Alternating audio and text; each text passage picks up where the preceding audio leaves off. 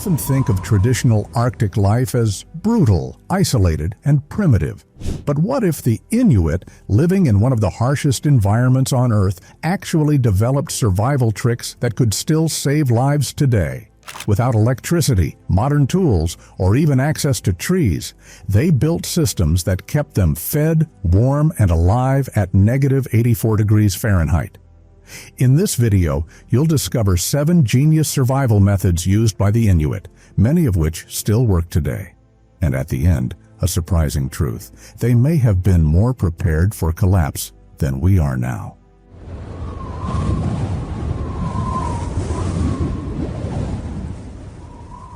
Picture yourself in the Arctic wilderness. It's -84 degrees Fahrenheit. Your breath crystallizes midair and a bitter wind slices through every layer. There's no wood pile, no lighter fluid, and no second chances. In these conditions, starting a fire isn't just comfort, it's survival. The Inuit lived in this reality daily, and they developed a method of fire-making so resilient it still outperforms many modern systems in extreme cold. Their system relied on 3 deceptively simple components: driftwood for a fireboard, a bow drill adapted for thick gloves, and a tinder kit built from Arctic cotton grass treated with seal oil. Each piece was sourced from the land, and each solved a unique survival problem. Let's start with the board and bow drill. Driftwood, carried by ocean currents for thousands of miles, was carved into a spindle base. The bow itself, strung with sinew or rawhide, looped around the spindle to generate friction. But here's the genius. The handhold was made from caribou antlers or walrus ivory, allowing operation with mittens on. That detail alone could save fingers from frostbite. The tinder, that was science disguised as simplicity.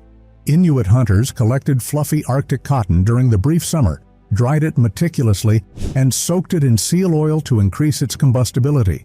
The result, a fire-starting bundle that could catch a spark in sub-zero temperatures where modern lighters fail. This treated tinder was stored in pouches made from seal intestines, nature's perfect waterproof casing.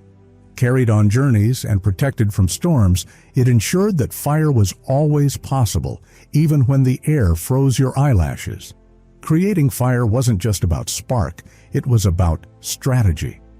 Once an ember formed from the bow drill, it had to be cupped in a specialized bundle that protected it from wind while feeding it oxygen. The entire ignition sequence was practiced and precise, a choreography born from necessity. The brilliance lies not just in the components, but in the integration. The Inuit system solved multiple extreme weather challenges at once: hand dexterity, moisture, fuel scarcity, and spark protection. And unlike modern gear, nothing here depended on batteries or store-bought fuel. It was fully renewable, field repairable, and endlessly teachable. Even the materials had a layered purpose. Driftwood became heat. Cotton grass became flame. Seal intestines became storage. What others saw as debris, the Inuit turned into fire.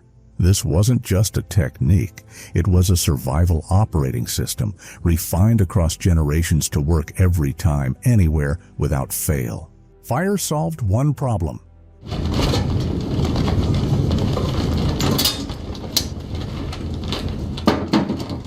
But food preservation at -84 degrees Fahrenheit during months when hunting is impossible was an even more unforgiving challenge.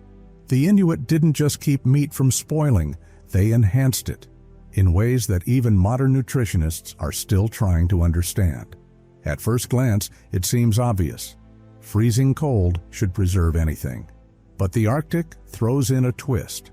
Constant wind, fluctuating surface temps, and uneven exposure can spoil meat faster than you think. Inuit communities had to store massive quantities of protein during short seasonal surpluses and make it last until spring. The foundation of their solution? Permafrost, not as a hazard, but as a hidden ally. By digging deep storage pits into the permanently frozen ground, families created natural cold chambers with stable temperatures. Unlike a modern freezer, these pits didn't thaw and refreeze, avoiding nutrient loss and freezer burn. But their real breakthrough was Igloo, a fermentation method for walrus, seal, or whale. The meat was wrapped in sealskin bags, sealed airtight, and buried. Before the full freeze, beneficial microbes worked their magic. The result? Tough, oily meat was transformed into something soft, digestible, and loaded with calories. Not rot, refinement. Fish require a different science. In a technique called kwak, fresh fish were slowly frozen in open air at precise temperatures. This allowed enzymes to break down muscle fibers, like Arctic sashimi, without letting harmful bacteria take over. The flavor and texture? Something rapid freezing can't replicate. And for hunters on the move, they crafted one of the world's first vacuum seal systems. Cleaned animal stomachs, often from seal or caribou. These membranes locked out oxygen, locked in moisture, and kept food viable for days or weeks. All from natural material. Now here's where it gets wild. Modern studies show that properly fermented Igloo actually creates vitamin C inside meat. With no citrus, no plants, and no supplements, the Inuit engineered a biological system that prevented scurvy, one of the Arctic's most dangerous threats. No one expected that. Each preservation system was tailored. Seal liver is stored in its own oil. Caribou dried into protein-dense jerky, niku. Fish eggs are fermented into an immune-boosting paste. Nothing was random.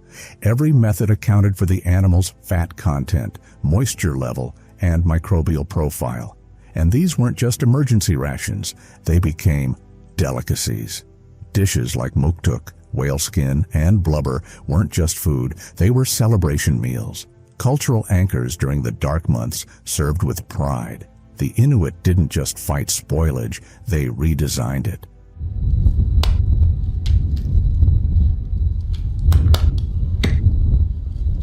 Surviving at -84 degrees Fahrenheit demands more than grit. It demands architecture that outsmarts the cold. The Inuit didn't just build a shelter, they built climate systems out of snow. Their igloos, crafted in under an hour, outperform high-tech tents in weather that would tear synthetic fabrics into ribbons. And the secret lies not in the material, but in the method. To most, snow is snow. But to an Inuit igloo maker, it's a building material with a chemical profile. They scan the landscape, testing snow texture and density by hand, pressing and slicing it with practiced ease. The perfect snow must bind tightly when compressed, yet remain porous enough to trap insulating air. Too powdery, and it collapses. Too wet, and it drains away body heat like metal on skin.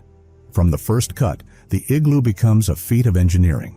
Using a snow knife, often carved from ivory or bone, the builder slices blocks in a rising spiral. It's not aesthetic, it's a catenary curve, the same mathematical principle behind Gothic cathedrals. Each segment is angled and trimmed with surgical accuracy, creating a dome so structurally sound it can bear the weight of a full-grown polar bear. And yet, no blueprints, no laser levels, no scaffolds, just intuition, geometry, and ancestral knowledge. The igloo is built from within, with each block leaning into the next, the spiral pattern forming a self-supporting shell. The craftsman literally seals themselves inside the shelter they're creating, a move as poetic as it is brilliant. Inside, the thermal logic continues. 3 elevation levels aren't for comfort, they're a survival strategy. A sunken entrance traps cold air, while the raised sleeping platform lets warm air rise and collect. This passive design alone can raise interior temps by 70 degrees Fahrenheit, with only body heat or a small soapstone lamp. Even the entrance tunnel is a masterstroke. It curves away from the wind and drops low before rising again, forming a natural cold barrier. Frigid air sinks and stays outside. Warm air rises and stays in. Some of today's energy-efficient homes still fail to match this passive airflow control. After sealing the seams with powdered snow, the shelter does something amazing. Body heat melts the interior surface just enough to refreeze as a thin glaze of ice. This reflective shell locks in warmth and blocks wind with perfect efficiency. The final product? A storm-proof sanctuary. Igloos can withstand hurricane-force gusts over 100 miles per hour. Their dome shape lets winds glide over without resistance, and drifting snow only reinforces the walls. No stakes, no ropes, just physics, perfected through the centuries. This isn't primitive architecture, it's climate mastery sculpted from frozen air. While the igloo protects against the elements, what happens when you need to travel through that frozen air?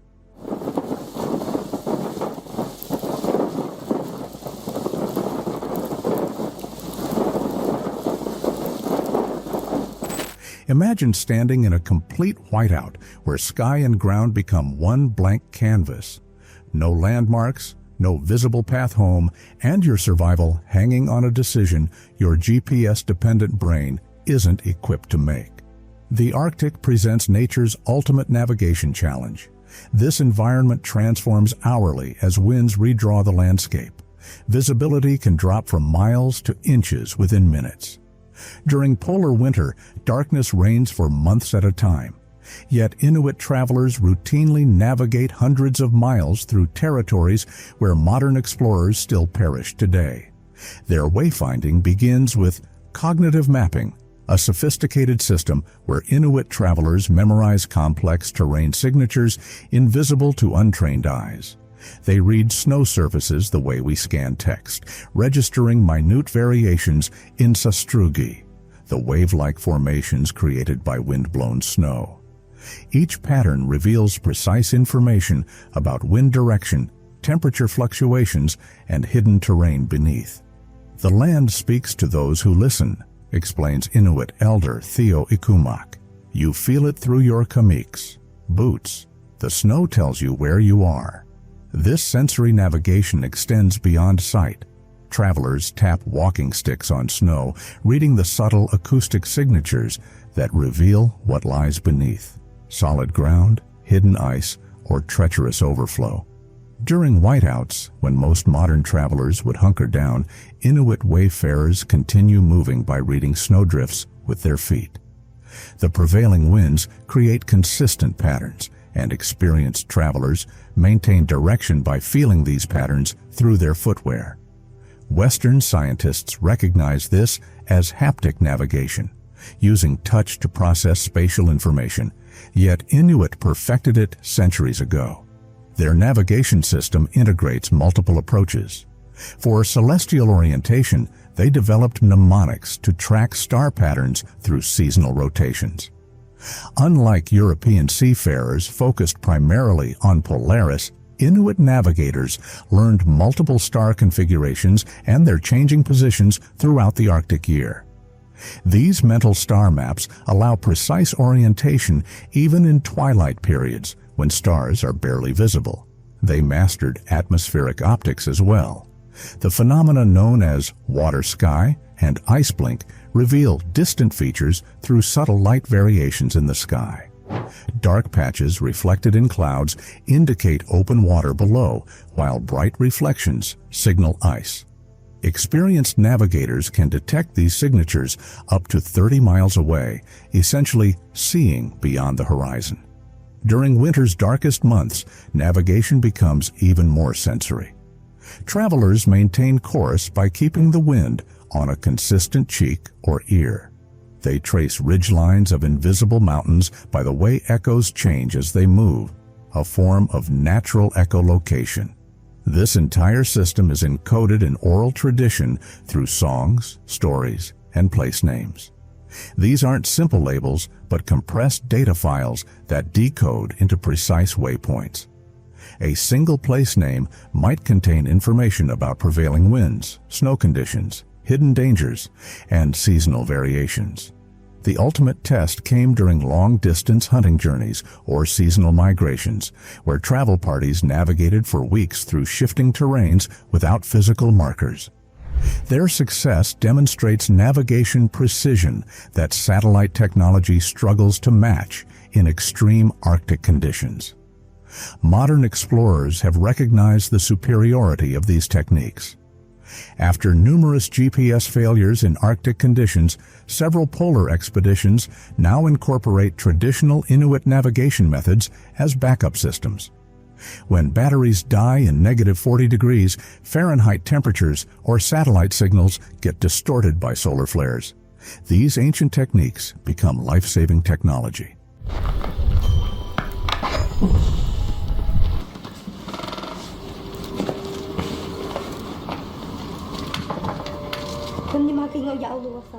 Life-saving technology takes many forms in the Arctic, but perhaps none more impressive than the Inuit approach to hunting walrus.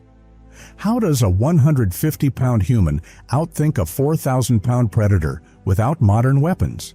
The answer reveals survival skills built into a hunting system so sophisticated it borders on artistry. The Atlantic walrus represents both salvation and danger for Arctic communities. These massive creatures provide up to 2,000 pounds of meat from a single kill, enough to feed a family for months, plus invaluable blubber for oil lamps, tusks for tools, and hide for waterproof rope. Yet approaching one means confronting an animal that can easily crush a human with its bulk or impale a hunter with tusks that reach over 3 feet in length. At the heart of the walrus hunt is the remarkable toggling harpoon, perhaps the most ingenious weapon ever designed for marine hunting. Unlike fixed-head spears that tear free from struggling animals, this specialized tool features a detachable bone or ivory head. When it penetrates the walrus's thick hide, the head rotates sideways beneath the skin, creating an unbreakable anchor. Connected to this head is a carefully crafted seal hide line that can withstand over 800 pounds of pull tension without snapping. The hunt itself begins days before the actual strike. Inuit hunters would meticulously track walrus migrations, identifying breathing holes where the animals surface for air. The hunters would then position themselves around these openings, sometimes waiting motionless for 5 to 8 hours, in temperatures cold enough to freeze exposed skin in minutes. This required patience and meditation-like focus that prevented even the smallest movements that might alert the walrus. When a walrus finally surfaced, typically for just 2 to 3 seconds to breathe, the designated harpooner had to strike with perfect precision. The target wasn't to kill immediately, but to secure the line while avoiding the animal's deadly tusks and powerful neck muscles. The harpoon needed to penetrate exactly between the animal's shoulders, where the toggling head could anchor in thick blubber and muscle. What followed was an intricate dance of coordination, much like a championship basketball team executing a perfect play or a special forces unit carrying out a precision operation. Secondary hunters would deploy specialized thrusting spears to deliver killing blows. Others managed the harpoon line with expert care. Too much slack? The wounded walrus might escape under the ice. Too much tension? The line might snap, potentially pulling hunters into the frigid water. Each hunter had a specific role in this choreography. Some controlled the main line, others prepared backup harpoons. Several readied the extracting tools needed to process the massive carcass quickly before it froze solid. The entire team communicated through subtle signals, often in complete silence to avoid alerting other walrus in the vicinity. What made this hunting system truly remarkable was its sustainability. Unlike today's commercial hunting that often leads to population collapse, the traditional Inuit approach maintained stable walrus populations for millennia. The hunt's difficulty naturally limited take numbers, while cultural protocols ensured every part of the animal was utilized, from meat and blubber to bone and intestines. This indigenous wisdom stands in stark contrast to modern industrial harvesting that has decimated marine mammal populations worldwide. A powerful reminder that technological sophistication isn't always measured by mechanical complexity, but by sustainable results. The Inuits' relationship with animals extended beyond hunting. They literally wore their survival.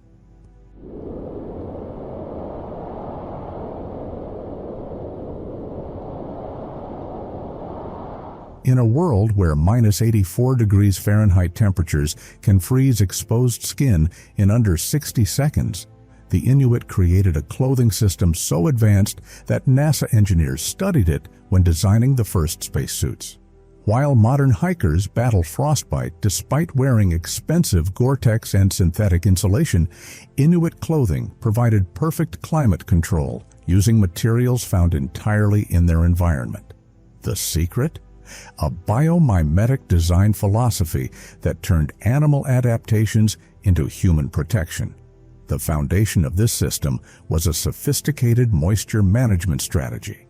The average person sweats about half a cup during light winter activity, moisture that becomes deadly when it freezes against skin. The Inuit solution was caribou fur worn against the skin with the hollow hairs facing inward. Each hollow hair functioned as a microscopic air tube, creating thousands of tiny insulation chambers while actively wicking moisture away from the body. What made caribou fur revolutionary was its unique hollow core structure. Unlike solid hair fibers in other mammals, caribou hair contains thousands of microscopic air pockets that trap heat while allowing moisture to escape. Tests by Canadian researchers revealed that a traditional caribou inner parka provides nearly twice the insulation value per weight as modern synthetic alternatives. The design brilliance extended to construction methods. Inuit seamstresses used specialized stitching techniques that varied depending on where the garment would face stress. For water-exposed areas, they employed a waterproof stitch called konatik, where the needle never fully penetrated both layers, preventing water from seeping through needle holes. The thread itself, made from sinew, would swell when wet, effectively creating self-sealing seams. Moving to the outer layer, typically made from seal or bear fur, the hair faced outward to create a natural wind and water barrier. This reversed orientation created a biological waterproofing effect. Water beaded and rolled off rather than soaking in, while body heat remained trapped in the inner layer. Some regional designs incorporated polar bear fur for specific conditions, as it's nearly invisible in infrared spectrum, providing natural camouflage from prey animals that sense body heat. The ingenious hood design featured a curved shape that created a microclimate around the face. The wolf or wolverine fur ruff formed an air tunnel that warmed incoming air before it reached the lungs. Wolf fur was specifically selected because it doesn't collect frost from breath condensation, maintaining its insulating properties during extended exposure. For mothers facing harsh blizzards, the women's parka included an amout, a built-in baby pouch that kept infants warm against their backs while leaving arms free. One elder recalls her grandmother carrying her through a 3-day storm, the shared warmth creating a safe haven amid howling winds. The child could be transferred from front to back without exposure to cold air simply by maneuvering through the larger neck opening. Completing this environmental bubble, the mittens featured a double thumb design allowing hunters to temporarily expose fingers for delicate tasks without removing the entire mitten. The boots, kamik, employed a multi-layer system with dried grass insoles that could be removed and dried overnight, ensuring dry footwear each morning, a critical advantage when every step on ice could mean life or death.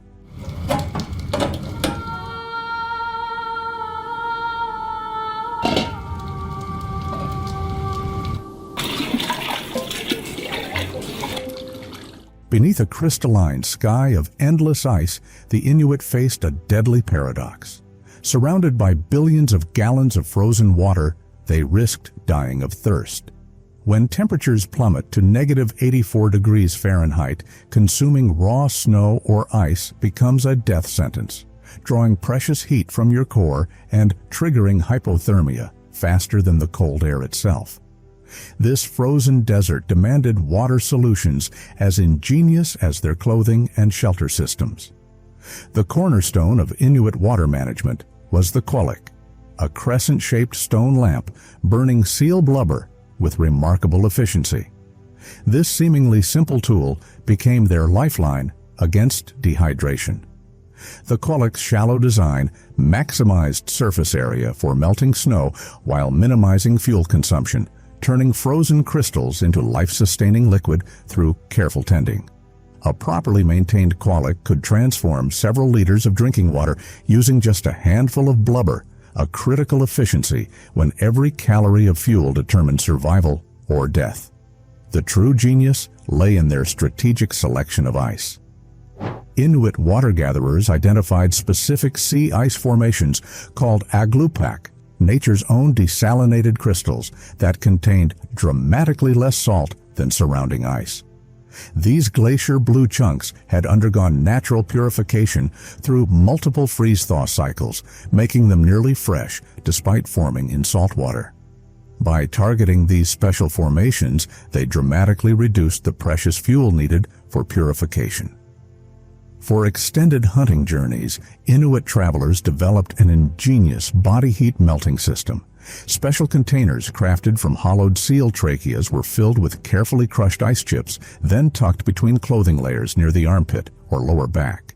This strategic placement allowed body heat to gradually melt the ice without dangerous core temperature drops, providing consistent hydration throughout grueling expeditions. When standard methods failed during emergencies, the Inuit employed kaunak, a filtration system using specially woven grass baskets.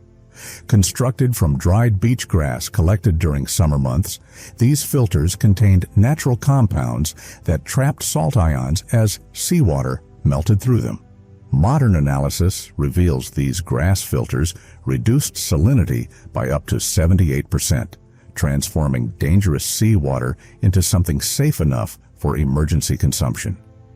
Rather than carrying water during winter hunts, hunters extracted hydration directly from freshly killed game. Marine mammals provided moisture alongside critical electrolytes through blood and stomach contents. The partially digested stomach contents, already processed by the animal system, delivered pre-digested liquids rich in nutrients otherwise unavailable in the barren winter landscape. For long-term storage, communities created ice cellars called sigluat, specialized chambers carved into the permafrost, preserving their highest quality ice. These natural freezers kept premium water sources accessible throughout winter, allowing families to maintain hydration without constant harvesting during blinding storms. This integrated water system reveals how thoroughly the Inuit understood their environment's physics. While modern Arctic explorers might find themselves stranded when fuel canisters run empty, these traditional techniques could still save lives today. When contemporary technology fails in extreme conditions, these ancient methods offer proven alternatives requiring minimal resources. The Inuit solutions were perfectly calibrated to the Arctic's unique constraints, demonstrating survival wisdom that modern expeditions still struggle to match despite our technological advantages. Here's what we've discovered after examining these 7 Inuit survival systems. They created complete regenerative cycles that operated independently of the outside world. While our modern survival gear eventually breaks, runs out of fuel, or needs replacement parts, the Inuit developed systems maintained forever using only what nature provided. These techniques embodied a worldview where nothing was wasted and everything had a purpose. In our age of supply chain vulnerability, these Inuit innovations serve as sophisticated blueprints for true sustainability. What innovative lessons might you apply from these ancient systems to modern challenges? Share your thoughts below as we continue learning from indigenous wisdom. And if you've made it this far, if you've listened, wondered, and maybe even felt something stir inside, consider subscribing to join our small Inuit family.